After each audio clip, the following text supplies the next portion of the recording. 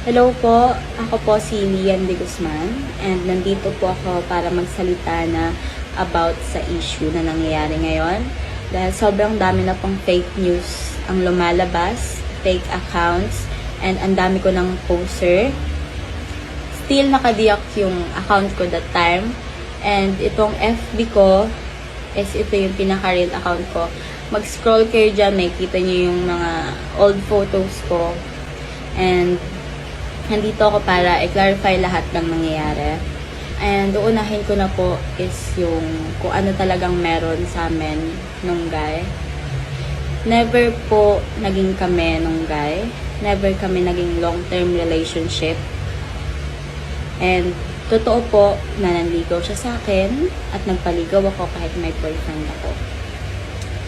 Mali po ako doon and alam ko yun. Kami po nung lalaki is 3 weeks pa lang po kaming nag-uusap. 6 na beses po kaming nagkita at nag-start kaming mag-usap nung November 25 at nagkita kami nung November 27 and nag-end kami nung December 23. And yung about naman po dun sa food and service na sinasabi niya, tuwing mag-meet up po kami is halfway po kami. And sa foods naman po, lagi po siya nagluluto sa apartment niya. Doon kami kumakain ng lunch and dinner.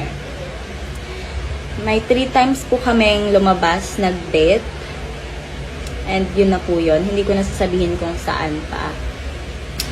And then, about naman doon po sa nag-PR daw po ako.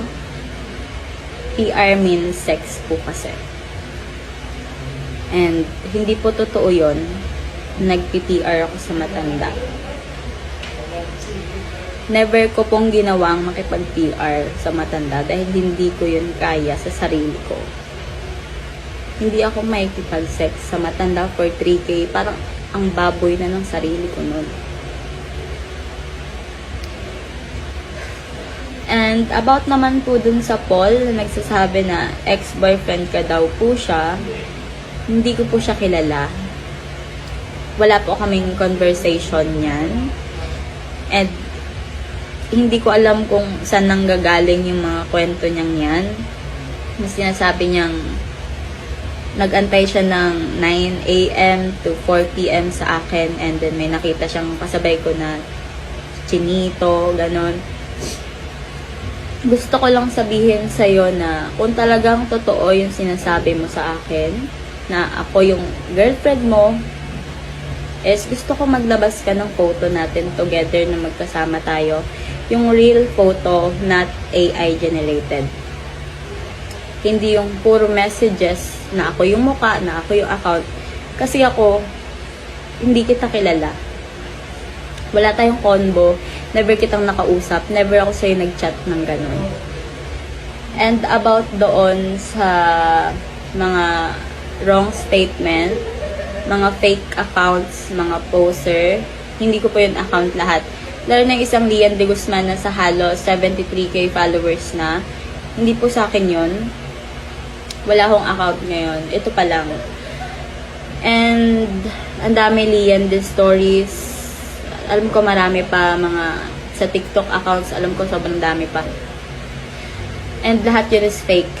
May TikTok account ako pero naka-private yun ngayon. And ito yung pinaka-real account ko. Sa mga fake accounts ko, hindi po ako yung nagpo-post doon. Kung ano man yung mga pinopost nila doon, wala akong alam. Kung hindi ko na alam kung ano yung mga pinopost nila. Like, mga wrong statements, hindi po yun galing sa akin. Hindi pa po kami nag-uusap nung guy. Wala pa kaming communication ngayon. Never kaming nag-usap simula nun.